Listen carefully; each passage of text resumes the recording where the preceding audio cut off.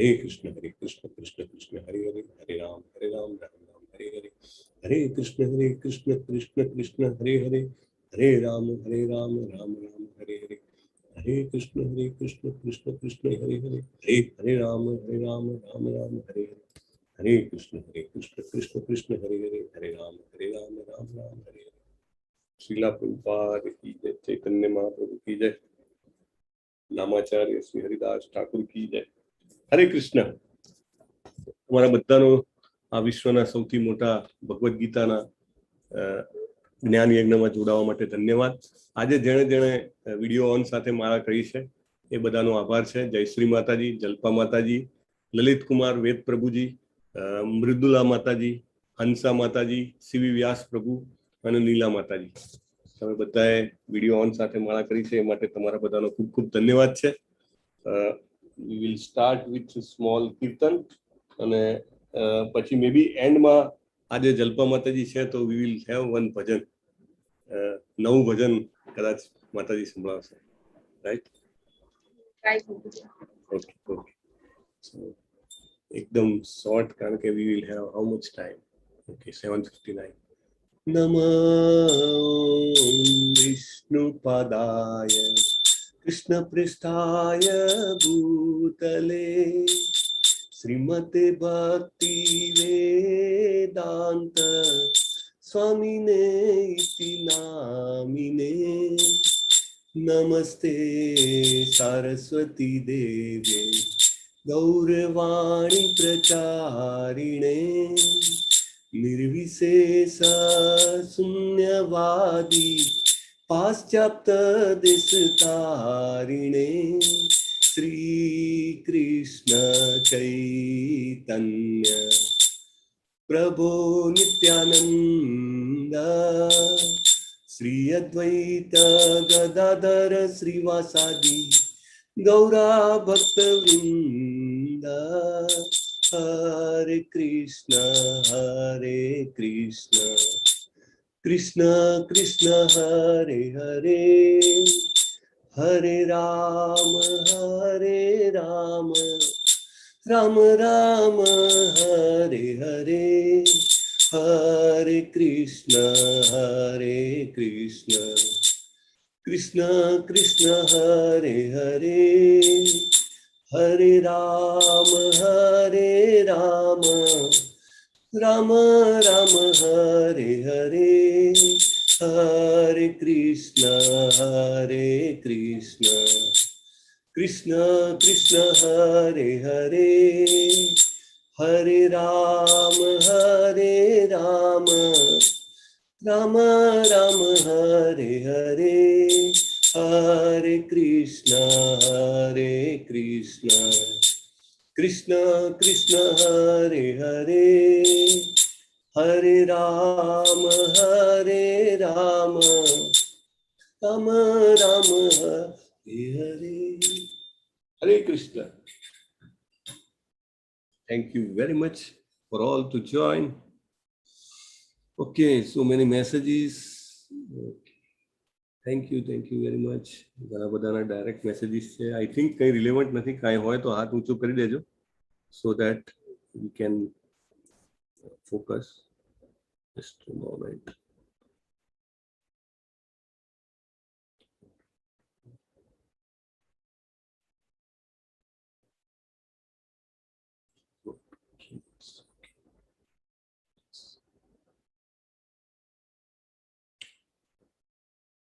આપણે મંગલાચરણ કરીશું અને પછી આપણે અધ્યાય ચાલુ કરીશું.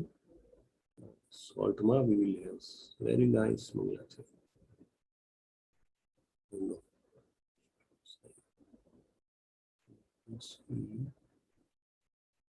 Reset.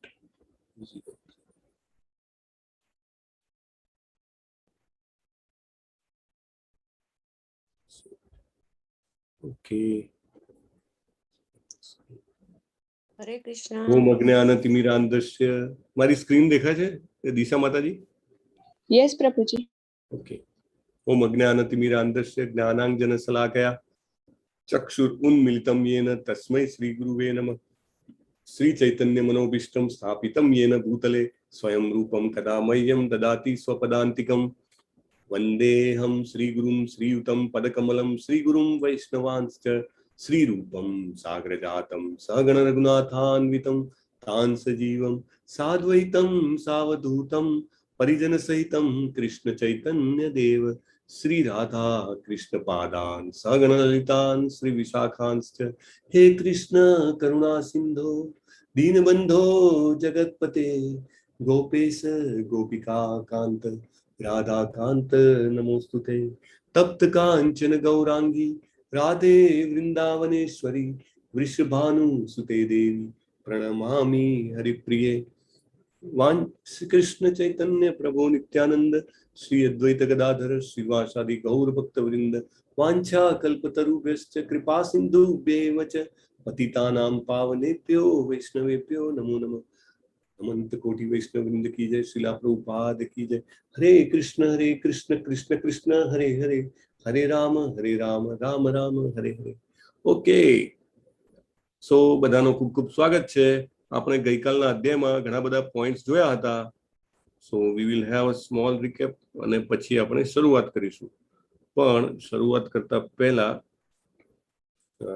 ઇમ્પોર્ટન્ટ પોઈન્ટ કે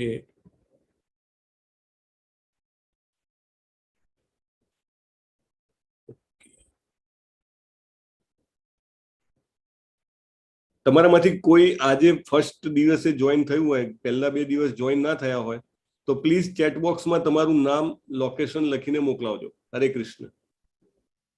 હરે કૃષ્ણ. હું આજે જોઈ થઈ છું. અચ્છા, એટલે 2 દિવસ મને પકડાતું નતું, સરખું કનેક્ટ નતું થતું.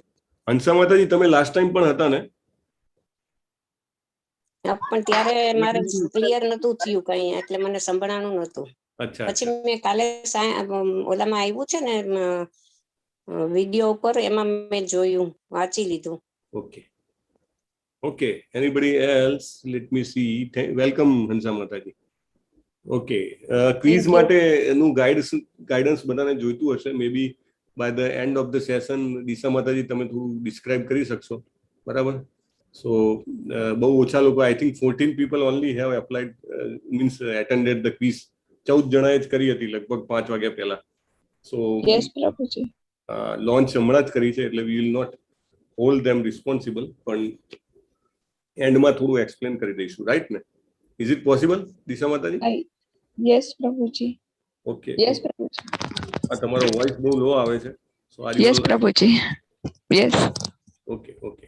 સો ત્રીજા અધ્યાયમાં બધાનું સ્વાગત છે. તમે ફરીથી ઉત્સાહ, નિશ્ચય અને ધૈર્ય સાથે આવી ગયા છો. બહુ સરસની વાત છે. અને આ ત્રીજો અધ્યાય જે છે આપણને રોજના જીવનમાં કામ કેવી રીતે કરવું એનું સરસ જ્ઞાન આપે છે. એનું નામ જ કર્મયોગ છે, રાઈટ? પહેલા અધ્યાયનું નામ શું હતું, કોણ કહેશે? હરે કૃષ્ણ. ચેટ બોક્સમાં લખી શકો છો, અથવા you can ask to unmute or raise your hand. I don't know how you can do. Okay, બંનેમાંથી કંઈ પણ ચાલશે. પહેલા અધ્યાયનું નામ શું હતું? ચલો ફટાફટ. હરે કૃષ્ણ. યસ, અમિત પ્રભુ બોલો. અર્જુન વિષાદ યોગ. અર્જુન વિષાદ યોગ અમુક આચાર્યોએ નામ આપ્યું છે, પણ શ્રીલા પ્રભુપાદની આ જે ભગવદ ગીતા યથારૂપ છે એમાં શું નામ છે? બોલો શોભા માતાજી. એ તો મને નથી ખબર. હું અર્જુન વિષાદ યોગ ને સૈન્યનું નિરીક્ષણ, એ બે માંથી કન્ફ્યુઝ હતું. બોલી ગયા, બરાબર છે. સૈન્યનું નિરીક્ષણ આપણા તરફથી છે, બરાબર છે, રાઈટ. એટલે સૈન્ય નિરીક્ષણ અને કુરુક્ષેત્રની યુદ્ધભૂમિ, મને કન્ફ્યુઝન હતું. બરાબર, સૈન્યનું નિરીક્ષણ, બરાબર છે, પરફેક્ટ. ઓકે, જિગ્નેશ પ્રભુએ પણ હેન્ડ રેઝ કર્યો છે. આઈ એમ શ્યોર એમનો પણ એ જ જવાબ હશે, સૈન્યનું નિરીક્ષણ, રાઈટ? ઓકે, બીજા અધ્યાયનું નામ કુરુક્ષેત્રમાં સાંખ્ય યોગ. યસ, બીજા અધ્યાયનું નામ કોણ બોલ્યું? સાંખ્ય યોગ. સાંખ્ય યોગ ગીતાજીનો સાર. હા, ગીતાનો સાર. ગીતાજીનો સાર. બધા આચાર્યોએ અલગ અલગ નામ આપ્યા છે, તો એ રીતે બીજા અધ્યાયનું નામ ગીતાજીનો સાર, બરાબર છે. Very good. પ્રથમ અધ્યાયમાં અર્જુનના ન લડવા માટેના કારણો તો આપણે ગઈકાલે જ રિવાઇઝ કર્યા હતા, રાઈટ? અર્જુનના જીતના 9 કારણ હતા. ફટાફટ બોલી જાઓ, ચલો. કોણ બોલશે? 1 by 1 ક્વિકલી. અર્જુન જીતવાનો છે નક્કી હતું, એના કારણો કયા કયા છે? સારથી ભગવાન શ્રી કૃષ્ણ હતા. પહેલો એ ત્યક્ત જીવિતા. જીતના કારણો હતા ધર્મક્ષેત્ર, કપિધ્વજ, ગાંડીવ, મોક્ષદા એકાદશી, ભાગ્યલક્ષ્મી, ઋષિકેશ, શંખનાદ અને દેવીરથ. હરે કૃષ્ણ. બોલો બોલો. જીતના નવ કારણો. ગાંડીવ, યસ, બહુ સરસ. તો 7 થયા, હજી 2 બાકી દેખાય છે. કયા 2 બાકી? દેવીરથ હતો, ધર્મક્ષેત્ર હતો, કપિધ્વજ, ગાંડીવ, મોક્ષદા એકાદશી, ધર્મક્ષેત્ર બરાબર છે. આઈ હોપ કે તમે વાંચીને નથી બોલતા, રાઈટ? નહીં, બિલકુલ બિલકુલ. Okay okay, perfect. ચલો, હવે 9 થઈ ગયા. સો 9 કારણ એ થયા. બીજો એક પ્રશ્ન, ભગવદ ગીતામાં કયા 5 મુદ્દાઓને વિશેષ રીતે આવરી લેવામાં આવ્યા છે? પહેલા અધ્યાયમાંથી પૂછું છું. યસ, જિજ્ઞેશ પ્રભુનો હેન્ડ રેઇઝ છે, પહેલાનો જ છે કે પછી અત્યારે? ઓકે, યસ, કોણ બોલે છે? પ્રકૃતિ, જીવ, યસ. બોલો બોલો આગળ. કાળ, યસ. પછી ભગવાન, યસ. આ 5 મેઇન જે મુદ્દા છે એને આવરણ કરી લેવામાં આવ્યા છે. આ 5 મુદ્દામાંથી આપણા હાથમાં એક જ વસ્તુ છે, એ શું છે? હરે કૃષ્ણ. યસ, જિજ્ઞેશ પ્રભુ. કર્મ.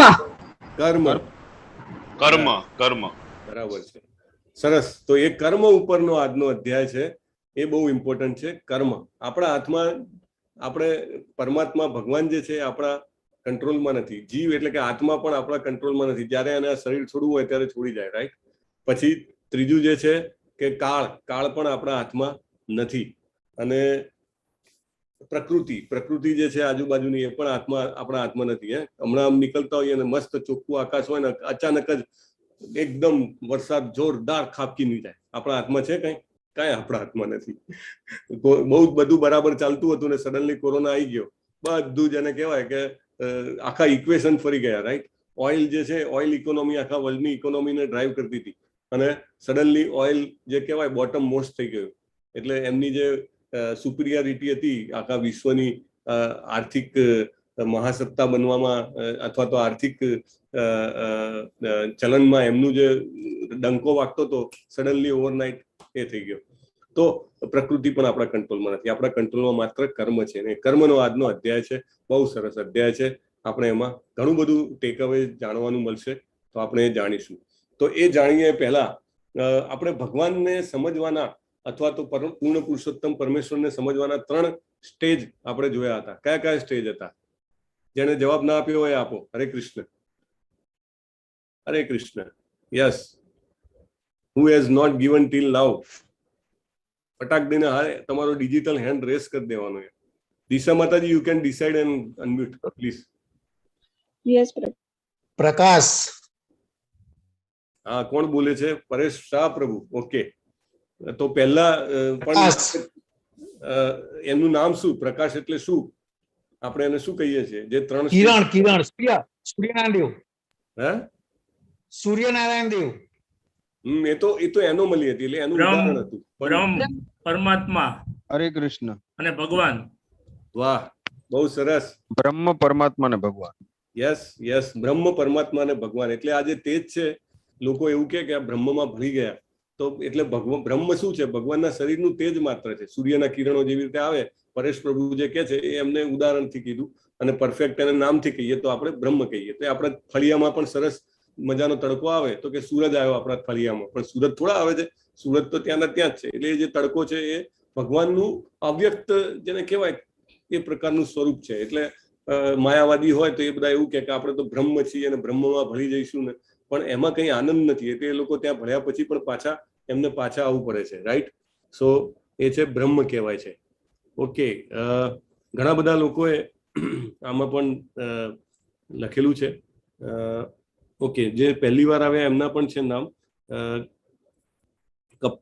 કપિધ્વજ. Okay, sorry, I think it's related to answers. Okay, so many people. Chintan પ્રભુ, હિતાંક્ષી માતાજી, નીલમ રાવલ માતાજી. ઓકે, ઘણા બધા સાચા જવાબ છે આમાં.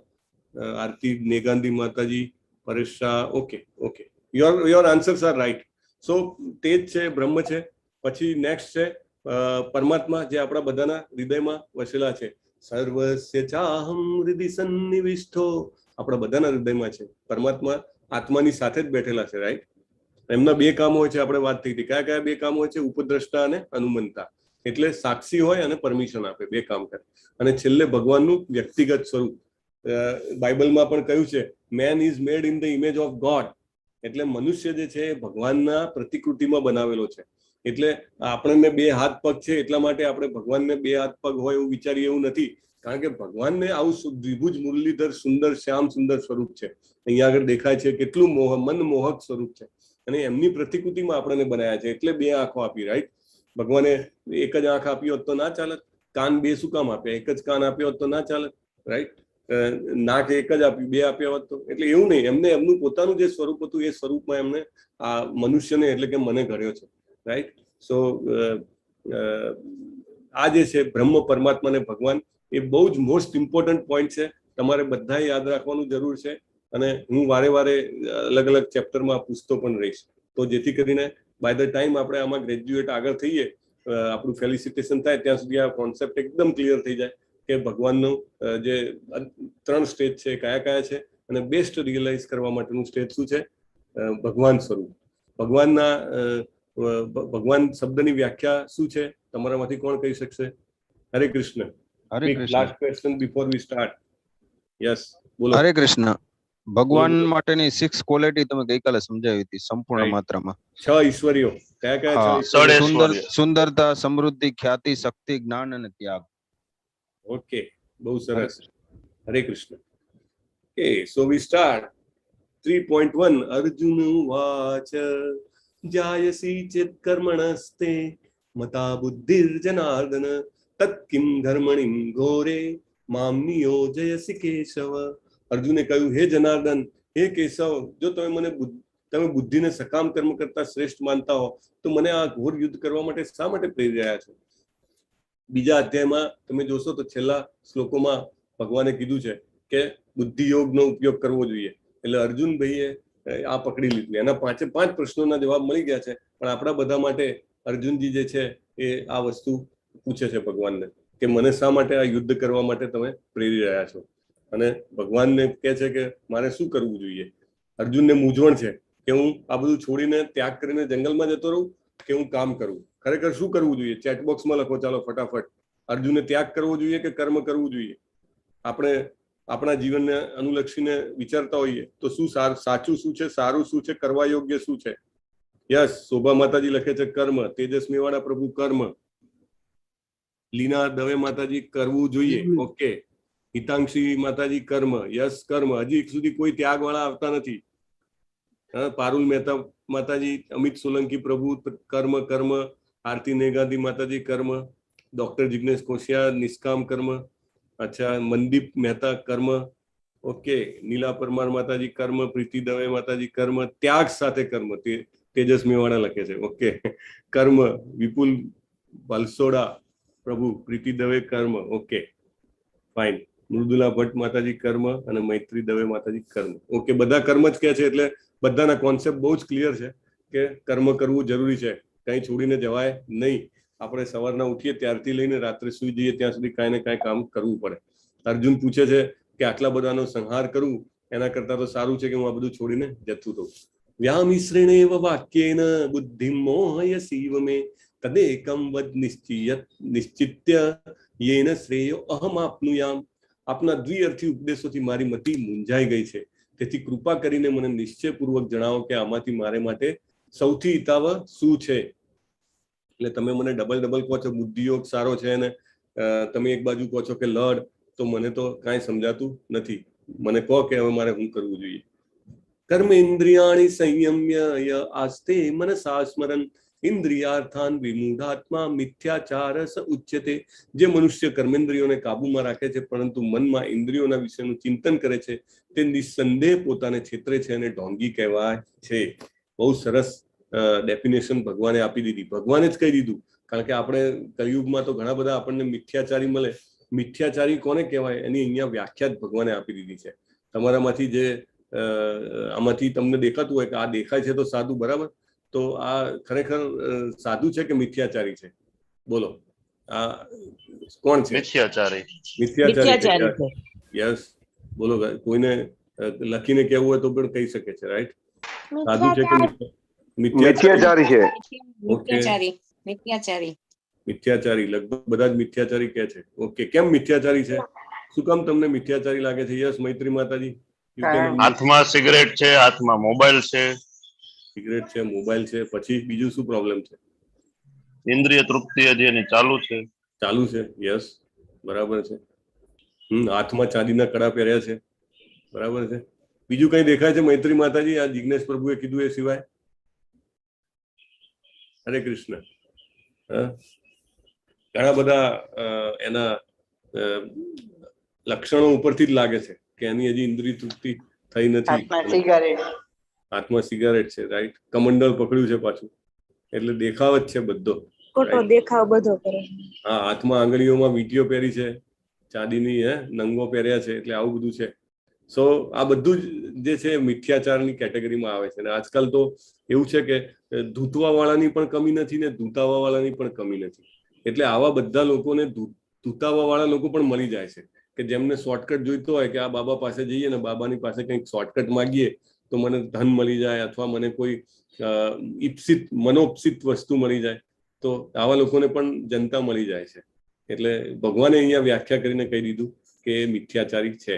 યસ્તુ ઇન્દ્રિયાણી મનસા નિયમ્યા રબતે અર્જુન કર્મેન્દ્રિય કર્મયોગ મસક્ત સ વિશિષ્યતે. પરંતુ જો કોઈ નિષ્ઠાવાન મનુષ્ય કર્મેન્દ્રિયોને મન દ્વારા નિયંત્રિત કરવાનો પ્રયત્ન કરે છે અને અનાસક્ત થઈને કર્મયોગનો આરંભ કરે છે તો તે ઘણો ચડિયાતો છે. એટલે કર્મેન્દ્રિયો જે છે આપણી એને મન દ્વારા નિયંત્રિત કરવાની છે. આગળ વધારે ડેફિનેશનમાં પણ આવશે, પણ અહીંયા આગળ જે ફોટો છે, લાઈક જગન્નાથપુરીમાં જ્યારે રથયાત્રા નીકળતી હોય છે ત્યારે રાજા પોતે જે છે એ કચરો વાળે છે. આ શરૂઆત જે છે કોણે કરી? આ રાજાનું નામ શું છે? કોઈને ખબર છે? હરે કૃષ્ણ. Who can answer? કયા રાજા છે આર્યા? ફૂલેમાલા. ઓકે, મિથ્યાચારી ઓરિસ્સાના રાજા છે અને કઈક નામ જગન્નાથપુરી. હા, જગન્નાથપુરીના રાજા છે. નામ બોલો, નામ. પ્રતાપસિંહ.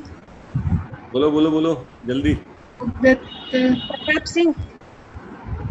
પ્રતાપસિંહ. સંભળાતું નથી. પ્રતાપસિંહ નો, થોડુંક નજીક જ છે. Very near. કૃષ્ણસિંહ. રુદ્ર પ્રતાપ છે રાજાનું નામ. હા, યસ, યાદ રાખવાનું. બહુ જ મોટા ભક્ત હતા અને એમની બહુ સરસ ઘટના છે ચૈતન્ય ચરિતામૃતમાં. અને કેવી રીતે એમને ભગવાનના દર્શન થાય છે આપણે મે બી પાછળના કોઈ અધ્યાયમાં ડિટેલમાં ડિસ્કસ કરીશું. પણ અહીંયા જે એ કામ કરે છે જોવાનું મહત્વ છે. રાજા હોવા છતાં પોતાનું મદ અને પોતાનું અભિમાન બધું કોરાણે. હરે કૃષ્ણ. શું નામ કીધું સર? પ્રતાપ રુદ્ર. પ્રતાપ રુદ્ર. ઓકે, તો બધાનો પોતાનો અભિમાન બાજુએ મૂકી અને જ્યારે એકચ્યુઅલી તમે ખરેખર તમારામાંથી કોઈએ રથયાત્રા જોઈ હોય, પર્સનલી હાજરીમાં કરી હોય અથવા તો ટીવી ઉપર, જનરલી ઓડિશા ટીવી છે ને, ઓડિયા ટીવી ઉપર તમને નોનસ્ટોપ જોવા મળે એડવર્ટાઇઝ વગર. એટલે જો તમારે રથયાત્રાના દિવસે એવું હોય કે પેલા ન્યૂઝ ચેનલોમાં વચ્ચે વચ્ચે બ્રેક આવે અને બીજા ન્યૂઝ આવે ને એના વગર જોવી હોય તો ઓડિયા ટીવી આવે છે. એમાં તમને મસ્ત સવારથી લઈ તમે 6 વાગ્યાથી બેસી જાઓ તો તમને સાંજ સુધી બીજું કોઈ જ સમાચાર ના આવે. નીચે ખાલી ન્યૂઝ ચેનલ, ન્યૂઝના પેલા નાની નાની લાઈન જતી હોય પણ વચ્ચે બ્રેક ના પડે. તેમાં દેખાય તો તમે જોતા હો તો કેટલું વજનદાર ભગવાનનું જે આ કાષ્ઠ સ્વરૂપ છે. અને ઘણા બધા લોકો એને ધીમે ધીમે કરીને લાવતા હોય. એટલે આમાં તમે જોતા હો તો ડોલતા ડોલતા લાવતા હોય. એટલે so that they can bring it very very neatly. અને એ વખતે ઘણીવાર શું છે કે પુષ્પ હોય કે અમુક રૂના ગુચ્છા હોય પડ્યા હોય તો રાજા પોતે પ્રતાપ રુદ્ર વાળતા હતા. એટલી એમની ભાવના હતી. એટલા અને આજે પણ એ પ્રણાલી ચાલુ છે. આજે સોનાનું ઝાડુ લઈને એમના જે વંશજો છે એ પ્રતિકાત્મક રૂપે ઝાડુ વાળતા હોય છે. અને તમે ત્યાં આગળ એ જુઓ તો ખબર પડે, ત્યાં આવે ભગવાનની પૂજા કરે અને આ રીતે ઝાડુ વાળે છે. અને દરેક ગામમાં જે બી જોડાયેલું હશે એને ખબર હશે, ઇસ્કોનના ટેમ્પલમાંથી કે અમદાવાદ હોય તો જગન્નાથ ટેમ્પલમાંથી રથયાત્રા નીકળે ત્યારે પણ એ સિટીનો, એ શહેરનો, ગામનો જે પણ કોઈ મુખ્ય વડો માણસ હોય એ આવીને ઝાડુ વાળે છે. તમને જોશો તો એ શહેરના કોઈ MLA હોય અથવા તો એમાંથી કોઈ પ્રધાન હોય એવા જ કોઈ વ્યક્તિ આવીને, અલ્ટિમેટલી કોઈ ના હોય તો મેયર કે એવા પણ આવીને આ પ્રણાલી પૂરી કરતા હોય છે. એટલે એ આપણને બધાને હંબલ થવાનું, વિનમ્ર થવાનું શીખવે છે. પણ એ રીતે જો આપણે કામ કરીએ તો ભગવાન કહે છે કે એ કામ છે ઘણું ચડિયાતું છે, અને એવો વ્યક્તિ જે છે બહુ ચડિયાતું. દિશા માતાજી તમે જસ્ટ જોઈ લેજો તો આપણે કોઈ પણ મ્યુટ અનમ્યુટ હોય તો તો ભગવાન અર્જુનને કહે છે કે તમે એક આત્મા છો અને એ જાણીને તમારી ફરજ જે છે એ અદા કરો. કમળનું પાન આપણે બધાએ જોયું હશે. કમળનું પાન જે છે વરસાદમાં એની ઉપર પાણી પડે તો બી આમ ફટ દઈને લસરીને નીકળી જાય, અથવા તો એને તમે પાણીમાં બોલો કમળના પાંદડા અને બહાર કાઢો તો એવું ને એવું એકદમ કોરું હોય, ડ્રાય, એક બૂંદ બી એમાં ના હોય, અને બૂંદ હોય તો બી કેવું થાય, સરખીને ક્યાંક ખૂણામાં ભરાઈ જાય. રાઈટ? તો એનું કારણ શું છે? તમે આ જુઓ અહીંયા, એની આજુબાજુમાં કંઈ બી પાણી દેખાય છે? નથી દેખાતું. એની સપાટી, એની કેરેક્ટરિસ્ટિક અથવા તો એનું પોતાનું એ બંધારણ એવું છે કે એ લીંપાતું નથી પાણીથી. તો આપણે પણ જો એવું આપણે આપણી જાતને યાદ કરી શકીએ કે હું આ શરીર નથી, પણ મારે જે કામ છે એ કરવાના જ છે. મારે સવારે ઉઠીને ગૃહિણી હોય તો એને ઘર માટે કંઈક ખાવાનું બનાવવાનું હોય, વર્કિંગ વુમન હોય એને ઓફિસ જવાનું હોય, અથવા જેન્ટ્સ હોય તો એને પોતાના પ્રોફેશન બિઝનેસમાં ક્યાંય બી જવાનું હોય, એ કામ કરવાનું જ છે. વિદ્યાર્થી હોય તો એને ભણવાનું છે.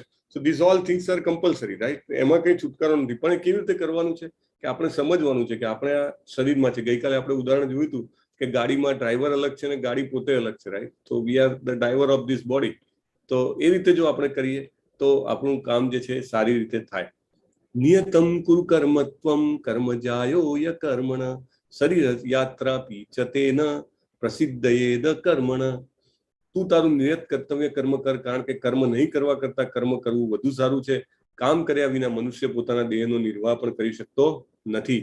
એટલે અર્જુન જો બધું છોડીને જંગલમાં જતો રહે તો કૃષ્ણજી એવું કહે છે કે તારો સ્વભાવ ક્ષત્રિયનો છે. ત્યાં આગળ પણ તું કોઈને અન્યાય થતું જોઈશ તો તું તરત એની સાથે યુદ્ધ કરવાનો છે. રાઈટ? એટલે કામ તો કરવાનું જ છે તું કાંઈ નું કાંઈ. બીજું કે કામ કર્યા વગર કંઈક આપણો ગુજારો પણ નથી થવાનો, એટલે એટલા માટે પણ કામ તો કરવું જ પડશે. અહીંયા જે ફોટો છે એમાં જે વચ્ચોવચ્ચ બેઠા છે ને એ ભક્તિ વિનોદ ઠાકુર છે. ગઈકાલે આપણે જે પરંપરા જોઈ હતી એ પરંપરાના એક મોટા આચાર્ય છે. શિલા પ્રભુપાદના ગુરુ શિલા ભક્તિ સિદ્ધાંત સરસ્વતી મહારાજ, એમના ગુરુ શ્રી ગૌર કિશોરદાસ બાબાજી મહારાજ, અને એમના ગુરુ જે છે એ આર્યા ભક્તિ વિનોદ ઠાકુર મહારાજ. એ જે છે એ અંગ્રેજોના શાસનમાં મેજિસ્ટ્રેટ હતા, અને એટલા પાવરફુલ મેજિસ્ટ્રેટ, એમનો એટલો હોલ્ડ જબરજસ્ત, અને અંગ્રેજો મોટા મોટા અટપટા જે કેસીસ હોય એના નિકાલ માટે એમની પાસે આવે, અને એમને આખા બંગાળના જેને કહેવાય કે મેજિસ્ટ્રેટ બનાવેલા હતા. અને at one point of time તો એ મેજિસ્ટ્રેટ પણ હતા. ઘણા બધા ટેમ્પલ્સ ઇન્ક્લુડિંગ જગન્નાથપુરીના મેઇન મંદિરના પણ એમને કંટ્રોલ જે કહેવાય કે મેનેજમેન્ટ જે છે એમને એમના હાથમાં લીધું, so that he can improve. અને સાથે સાથે એ અખંડ વૈષ્ણવ સાહિત્યની એમને રચના કરી. અમુક એટલા બધા અદ્ભુત ગ્રંથો રચ્યા, એટલી બધી અદ્ભુત પ્રાર્થનાઓ રચી, એટલી બધી એમને જેને કહેવાય કે ભજનો રચ્યા, કે જેને કહેવાય કે ભગવાનના એક સાક્ષાત અનુયાયી ગોલોકમાંથી આવ્યા છે ને આપણને એવું લાગે. તો આ એમને બી કશું છોડ્યું નહીં. એમને બી એમનું જે મેજિસ્ટ્રેટનું કામ હતું એ મેજિસ્ટ્રેટનું કામ એમને ક્યારેય છોડ્યું નથી. મારો અવાજ બ્રેકિંગ આવે છે? પરેશ શાહ પ્રભુ લખે છે કે નહીં, તમારા જ નેટવર્કમાં વાંધો છે પરેશ પ્રભુ, તમે જોઈ લેજો. ઓકે, સો એમને કાંઈ છોડ્યું નથી. બરાબર? આપણા બધા આચાર્યો એવું જ કહે છે. ઇવન પ્રભુપાદ લખે છે કે અર્જુન પોતે ગૃહસ્થ હતો, એને ગૃહસ્થીની જવાબદારી હતી. કૃષ્ણજી પોતે જ એમને ઉપદેશ આપ્યો, એમને ગૃહસ્થનો રોલ પસંદ કર્યો. રાઈટ? ઉપદેશ આપનારા ઉપદેશ લેનારા બંને ગૃહસ્થ હતા. અહીંયા ભક્તિ વિનોદ ઠાકુર પોતે ગૃહસ્થ હતા. એમને તો ભગવાન પ્રત્યે એટલો પ્રેમ, તો એમને ભગવાનને ખૂબ રડીને પ્રાર્થના કરી કે પ્રભુ તમારા વિશેનું જ્ઞાન હું વધારે ફેલાવી શકતો નથી, મારી બહુ જ ઈચ્છા છે છતાં પણ હું કરી શકતો નથી, મને કંઈક એવો વ્યક્તિ મોકલી આપો. અને એમના ઘરે પછી ભક્તિ સિદ્ધાંત સરસ્વતી મહારાજ જે શિલા પ્રભુપાદના ગુરુ છે એમનો જન્મ થાય છે, અને એમને લાયન ગુરુ કહેવાય છે.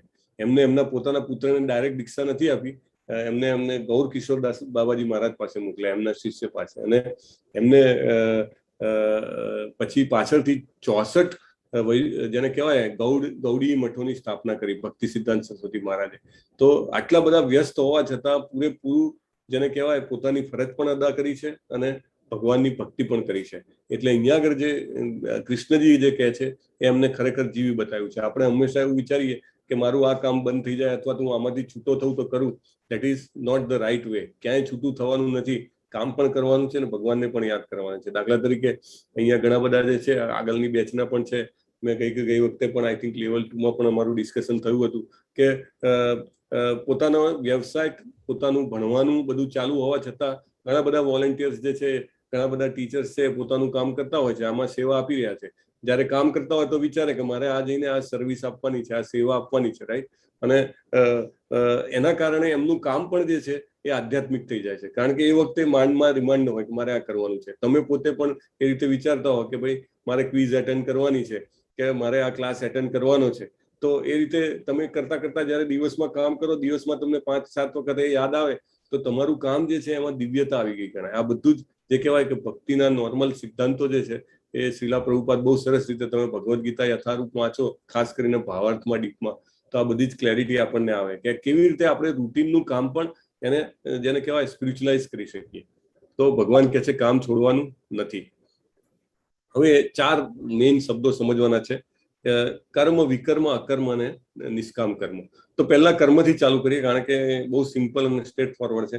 કર્મ એટલે શું કે આપણા રોજિંદા જીવનમાં આપણે કંઈક એવા સારા કામ કરીએ કે જેનાથી આપણને સારા ફળ મળે. આજે મળે નહીં તો કાલે મળે, નહીં તો થોડા વર્ષો પછી મળે, નહીં તો ક્યારેક મૃત્યુ પછી પણ મળે, ક્યારેક આગલા જન્મમાં મળે, ક્યારેક 100 જન્મો પછી પણ મળે, રાઈટ, ક્યારેક લાખો જન્મો પછી મળે, પણ સારું કામ. અને લોકો મોટે ભાગે આપણી તો શોર્ટ ટર્મ વિઝન હોય એટલે આપણે હંમેશા એવું વિચારીએ કે મને ઇન્સ્ટન્ટ સારું કામ, સારું ફળ મળવું જોઈએ, રાઈટ. હમણાં જ મેં દાન આપ્યું ને હમણાં જ મારું કંઈક સારું થવું જોઈએ, રાઈટ. હમણાં જ મેં સરસ યજ્ઞ કરાવ્યો અને મારું તરત સારું થવું જોઈએ. હમણાં જ મેં બહુ સરસ જેને કહેવાય કે ઉપવાસ કર્યા છે, મારું સારું થવું જોઈએ. બટ વોટ એવર, કંઈક સારું કામ કરીએ ને તો એની આપણને સારી રિઝલ્ટ મળે તો એને કર્મ કહેવાય. બીજું છે કે વિકર્મ. વિકર્મ એટલે શું કે જે નિયમો છે ભગવાનના એનો ભંગ કરવો. એટલે એવા કામ કરવા કે જે યોગ્ય નથી, શાસ્ત્રોના વિરુદ્ધમાં છે. કે દાખલા તરીકે કંઈક ચોરી કરવી અથવા તો ખોટું કરવું, કોઈને ખૂન કરવું અથવા તો કોઈને નુકસાન થાય એવું કંઈ કરવું. હરે કૃષ્ણ. તો એવા કોઈ પણ કામ જે છે, ઓકે, સો એવું કરવું કે જે ઓકે ફાઇન. તો એવા કામ કરવા કે જેનાથી આપણને ખરાબ ફળ મળે અને ભગવાનના નિયમોનો ભંગ કરીએ તો એ વિકર્મ કહેવાય. ત્રીજું છે નિષ્કામ કર્મ, કે નિસ્વાર્થ કે ઈચ્છાહીન ક્રિયા. કે આપણે કામ કરીએ પણ એમાંથી કોઈ આઉટપુટની એક્સપેક્ટેશન ના રાખીએ તો એ નિષ્કામ કર્મ કહેવાય. જિગ્નેશ પ્રભુએ હમણાં લખ્યું હતું કે અર્જુને શું કરવું જોઈએ, તો કે નિષ્કામ કર્મ કરવું જોઈએ, એમને ચેટમાં લખ્યું હતું. તો એ એક કર્મનો પ્રકાર છે. પણ આપણે કંઈ પણ કામ કરીએ ને તો આપણાથી જેને કહેવાય કે ખોટું કે પાપ તો થઈ જ જવાનું છે. આપણને એવું લાગે કે હું તો એકદમ દૂધે ધોયેલો, રાઈટ. હું એવું માનું છું કે મારું તો આખા દિવસમાં હું કોઈને નુકસાન કરતો નથી, મારાથી કંઈ પાપ થતું નથી, એટલે મારી લાઈફ તો એકદમ જેને કહેવાય પવિત્ર ને શુદ્ધ, 100% 100% પ્યોર. હું એવું વિચારું તો પ્રભુપાદ એક્સપ્લેનેશનમાં પણ બહુ સરસ સમજાવે છે કે આપણે ચાલતા હોઈએ છીએ ત્યારે ઘણીવાર ખબર ના હોય આપણા પગ નીચે કેટલી કીડીઓ મરી જાય છે. આજકાલ આપણે વ્હીકલ વાપરીએ તો વ્હીકલના ટાયર નીચે પણ કેટલા બધા જેને કહેવાય જંતુઓ આવીને મળતા હોય છે. આપણે જ્યારે ખાવાનું બનાવીએ, ગેસ ઉપર રાંધીએ ત્યારે કેટલાય બેક્ટેરિયા કે વાયરસ હોય એનું મૃત્યુ થઈ જાય છે. એ હવામાં હોય અથવા તો આપણે જે શાકભાજી કે જે મસાલો કે જે તેલ કે કાંઈ પણ વાપરતા હોઈએ એમાં પણ હોય છે, એનું પણ મૃત્યુ થાય છે. આપણને દેખાતા નથી એટલા સૂક્ષ્મ હોય છે, એટલે આપણને ખબર પડતી નથી. આપણે કોઈ પણ કામ કરીએ એ કામ જેને કહેવાય કે શુદ્ધ હોતું નથી, કારણ કે આપણે ભૌતિક જીવનમાં છીએ. તો એવા તો આપણને પાપ લાગે જ છે, પણ એ સિવાય પણ આપણને પૂર્વ જન્મમાં ઘણા પાપ કર્યા હોય તો એ પણ આપણને ખબર હોતી નથી, રાઈટ. તો એવા પણ આપણા પાપ હોય છે. એટલે આપણા વિકર્મ ઘણા છે. આપણે જાણી જોઈને વિકર્મ ન કરવા માંગતા હોઈએ તો પણ વિકર્મ ઘણા છે. તો એને કાઢવા માટેનો શું ઉપાય છે? એને કાઢવા માટેનો કઈ ઉપાય છે આપણી પાસે કે આપણે બહુ જ જેને કહેવાય કે પાપ કર્યા છે તો આપણે બહુ જ પુણ્ય કરીએ તો બેલેન્સ થઈ જાય, આમ આપણે એમાંથી બહાર નીકળી જઈએ? દાખલા તરીકે પેલું કહે છે ને કે 100 ચૂહે માર કે બિલ્લી નીકળી હજકો. એટલે ખૂબ ખોટું કરીને આપણે એમ્પાયર બનાવ્યું હોય અથવા તો બહુ જ પૈસા બનાવ્યા હોય, પછી એને આપણે બહુ જ સારું દાન કરી દઈએ, અને મોટા મોટા હોસ્પિટલ બનાવી દઈએ, પાણીની પરબો ખોલાવી દઈએ, ગરીબો માટે અન્નદાન વસ્ત્રદાન કરીએ, તો એ બેલેન્સ થઈ જાય? તમારામાંથી કોણ પોતપોતાના અલગ અલગ જવાબ હોય, બોલીને અથવા લખીને પણ આપી શકે છે? હરે કૃષ્ણ. ન થાય બેલેન્સ. ના થાય બેલેન્સ. ઓકે, ના થાય બેલેન્સ. ના થાય બેલેન્સ ન થાય. ના થાય, બરાબર. એ ખોટું હોય ખોટું જ રહેવાનું. અચ્છા, હરિઓમ. હરિઓમ, આંસા બોલું છું. હા બોલો. ભગવાનને ધ્યાનમાં રાખીને કર્મ કરીએ તો એ કર્મ અકર્મ થઈ જાય, એટલે મારી દ્રષ્ટિએ પ્રશ્ન શું છે માતાજી? પ્રશ્ન એ છે કે બેલેન્સ થાય કે ના થાય. તમારે હા કે નામાં જવાબ આપવાનો. હરે કૃષ્ણ. કર્મનો સિદ્ધાંત એમ કે છે કે જે કર્મ કરીએ એનું ફળ ભોગવવું જોઈએ. બરાબર છે. કોઈ બેલેન્સ ના થાય. ઓકે, અહીંયા ચેટ બોક્સમાં કેટલાક લોકોએ જવાબ આપ્યા છે ના થાય, ના થાય. લીના દવે માતાજી, પારુલ મહેતા માતાજી ના થાય. બધા યસ, નો. ઓકે, યસ પ્રભુ પણ કહે છે નો, નહીં થાય. બરાબર છે, તમારા બધાની સમજ સાચી છે. નીલા પરબાર માતાજી ના થાય. ઓકે, તો કર્મનો કાયદો શું છે? કર્મનો કાયદો શું છે? આપણે ન્યૂટનની ગતિનો ત્રીજો નિયમ ખબર છે કોઈને? Action and reaction are equal and opposite. એટલે આપણે બોલ ફેંકીએ દિવાલ ઉપર તો એ પાછો એટલા જ ફોર્સથી આપણી પાસે પાછો આવે ને આવે. પછી આપણે એમ વિચારીએ કે એક બોલ હું રેડ કલરનો ફેંકું તો મતલબ કે હું પાપ કરું, અને બીજો એક યલો કલરનું ફેંકું કે પુણ્ય કરું, તો યલો જે રેડ કલરનો બોલ છે એ પાછો નહીં આવે, કારણ કે મેં યલો કલરનો બોલ ફેંક્યો છે. એવું બને નહીં. આ તમે ઘણી વાર જોયું હશે કે આ પર્ટિક્યુલર ફોટો છે કે એક પાનું પડે તો બધા જ પાના ટક ટક ટક ટક કરીને પડવા મળે. એટલે મારે અત્યારના જીવનમાં હું વિચારતો હોઉં કે મારા જીવનમાં ખૂબ શાંતિ છે, ખૂબ સમૃદ્ધિ છે, ભગવાનના આશીર્વાદથી અને મારા પૂર્વ જન્મના સારા કર્મથી મારી પાસે સરસ મજાનું રહેવા માટે ઘર છે, મારી પાસે સારું એવું બેંક બેલેન્સ છે, મારી પાસે ધન ઉપાર્જન માટેનું સારો વ્યવસાય છે, મારી પાસે સારા કુટુંબીજનો છે જેમની સાથે હું આનંદ કરી શકું છું. તો દેટ મીન્સ કે મારું બધું ઓકે છે. પણ આ બધું જ્યારે હું ભોગવી રહ્યો છું ત્યારે એની સાથે સાથે હું બીજા નવા કર્મો પણ બાંધી રહ્યો છું. મે બી એ કોઈ કર્મમાં હોય, કોઈ વિકર્મમાં હોય, કાંઈ પણ હોય, પણ હું કંઈક ને કંઈક તો કરી જ રહ્યો છું. કર્મ વગર તો મારે રહેવાનું જ નથી. એટલે એ હું નવા જન્મ માટેના કર્મો બાંધી રહ્યો છું. અત્યારે હું જીવી રહ્યો છું તો સાથે સાથે મારા નવા જન્મનું ભાથું જે છે એ બંધાતું રહ્યું છે. એટલે આ પેલું કેના જેવું છે કે આપણે આ આકાશમાં ફેંકીએ તો પાછું આપણી જોડે જ પાછું આવે. એટલે આપણે જે કર્મ કરીએ એ બધું જ આપણી જોડે એઝ ઇટ ઇઝ પાછું આવે છે.